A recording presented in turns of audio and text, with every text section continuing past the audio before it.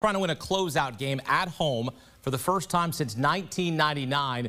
We're at Madison Square Garden, where, spoiler alert, this game was over at halftime. Second quarter, Jalen Brunson turns the corner. Bucket, good. Up 16, 90 seconds later, Derek White's layup pinned off the glass by Deuce McBride. Josh Hart the other way. Floater plus the foul. Knicks up by 20 after the made free throw. Everyone was at this game. Who's not there? Oh, Sharpe. Oh, he's loving it. Final minute of the first half. Karl Anthony Towns gets that to go. Knicks up by 27 at the break.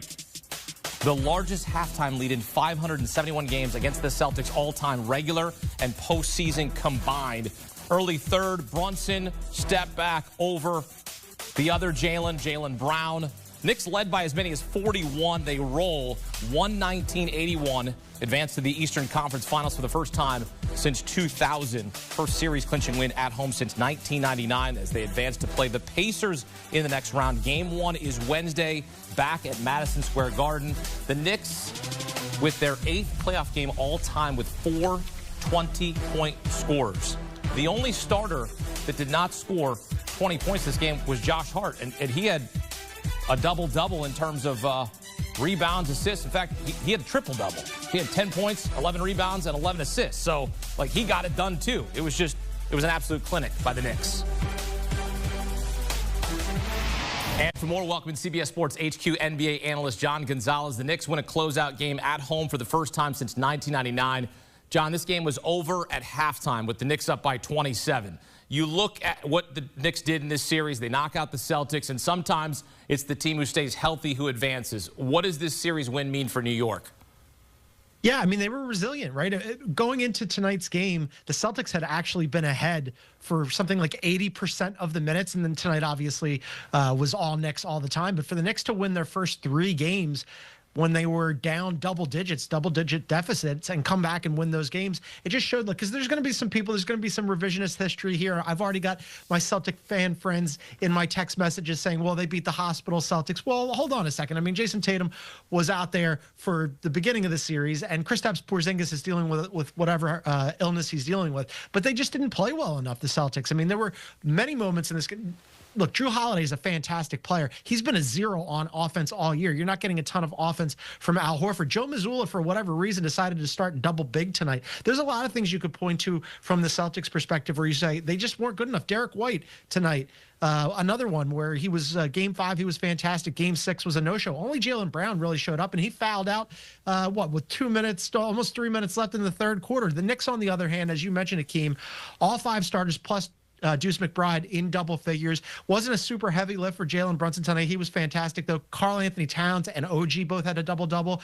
And then Josh Hart had a triple-double, the first playoff triple-double since Clyde Frazier. In 1972, they get their largest playoff win in franchise history, and they do it on a night that sends them to the Eastern Conference Finals for the first time in 25 years. This wasn't just a win, Akeem. This was a party. This was a coronation for the Knicks. They're going to be dancing in the streets till that first Pacers game. Yeah, they got bigger things, though, that they're looking forward to. They want to win an NBA title. They haven't won one since 1973. The Celtics, obviously coming off a title 1 year ago. They were sold for a record-setting $6.1 billion this offseason, but plenty of questions here as they go into the offseason. Boston superstar has a long road to recovery. Jason Tatum expected to miss 8 to 9 months following surgery to repair his ruptured Achilles. Meantime, a couple of possible trade candidates. You mentioned them, Porzingis, Holiday.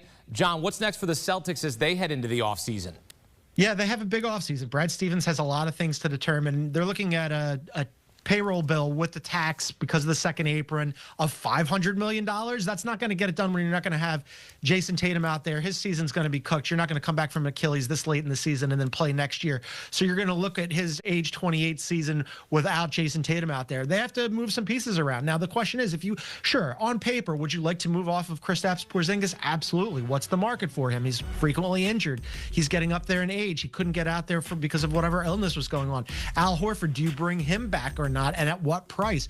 Jrue Holiday, I love Jrue Holiday. He's been one of my favorite players to watch forever. Up until this season, I frequently said about him, he doesn't hurt you anywhere. Well, this year, he hurt you offensively. He was not good offensively. I don't know that there's a huge market for Jrue Holiday, especially because he's on a contract that they re-signed him recently along with everybody else that probably isn't as attractive as it would have been when he signed it 2 years ago. Derek White is a guy that you would have a market for, but he's also a player that you probably don't want to move on from if you have designs on rebooting this thing on the fly. Do they consider moving on from Jaylen Brown and dangling him out there? Big question marks. They have to cut some payroll. I just don't know where they do it. It's going to be a difficult offseason with some hard choices ahead of them. Well, the Knicks are moving on. Jalen Brunson and the Knicks punching their ticket to the Eastern Conference Finals, and that means a date with Tyrese Halliburton, the Pacers, who bounced the Knicks last season in 7. Halliburton's seen after knocking out New York, rocking the Reggie Miller choking hoodie as the Knicks blew a 2-0 series lead in that matchup against Indiana. Halliburton, Brunson, no strangers either. They came face-to-face last summer on an episode of WWE's SmackDown. Now they're going to SmackDown for a spot in the NBA Finals. They'll battle it out. John, how are you evaluating this matchup? Because we know this series, this matchup between Jalen Brunson and Tyrese Halliburton is not scripted, unless maybe we think it's scripted. What do you think? I think it's going to be a fantastic series. These two teams haven't liked each other forever. Going back to the 90s, the last time these two teams played each other in a conference finals, in the Eastern Conference Finals back in the late 90s, and those were super fun. I anticipate that this will be fun again. As you mentioned, the Pacers knocked the Knicks out last season. The Knicks are going to be feeling themselves here, Akeem. They just got through the defending champion Boston Celtics. They're hated rivals. They're back in the conference finals for the first time in 25 years. But I think that sometimes the casual fan might not realize how good the Pacers have been this year. Yes, the Knicks will be the favorites in this series, but I don't think it should be by much because the Pacers, since January 1, have been playing better basketball than pretty much every team in the NBA except for Oklahoma City, the Cavs, who they just knocked out, and the Celtics, who are gone, right? They've been killing it. And so the Pacers really figured it out.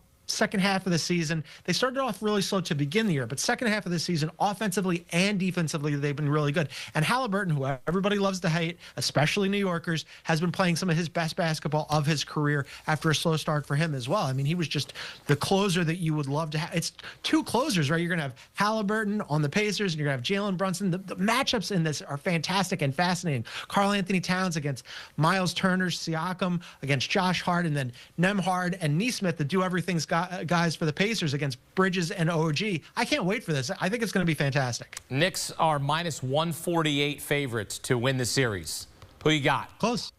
Yeah, it's close. The Knicks are playing really well.